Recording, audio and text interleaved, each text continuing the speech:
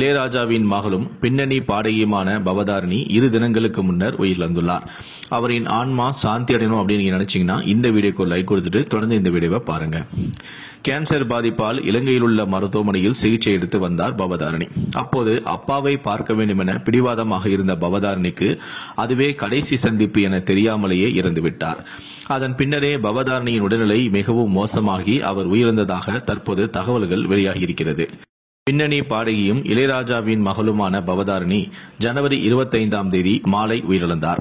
Cancer பாதிப்புக்காக இலங்கையில் சிகிச்சை எடுத்து வந்த நிலையில் திடீரென பவதாரணி உயிரிழந்தார். இதையடுத்து அவரது உடல் சென்னை கொண்டுவரப்பட்டு பின்னர் தேனியில் உள்ள இளையராஜாவின் பண்ணை வீட்டில் நல்லடக்கமும் செய்யப்பட்டது.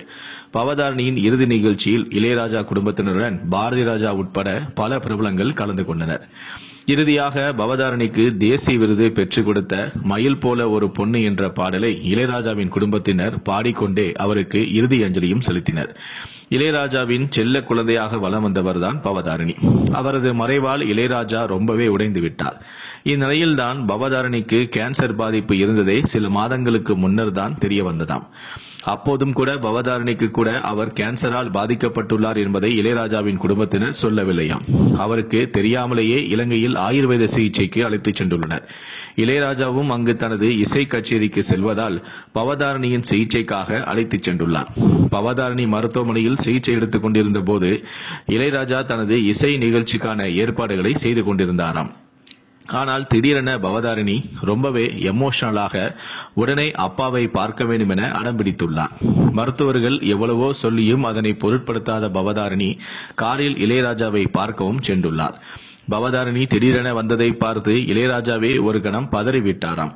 அதன் பின்னர் அவரை தேற்றி மருத்துவமனைக்கு அனுப்பி வைத்தார் இளையராஜா. அவரும் சிறிது நேரத்திலேயே அங்கு சென்றுள்ளார். ஆனால் அதற்குள்ளாக பவதாரணிக்கு மூச்சுத் திணறல் அதிகமாகி சிகிச்சை பலனளிக்காமல் உயிரிழந்து விட்டாராம். மருத்துவமனையிலிருந்து அவர் வெளியே சென்றதுதான் மூச்சுத் திணறலுக்கு காரணம் என சினிமா செய்தியாளர்களும் தெரிவித்துள்ளனர்.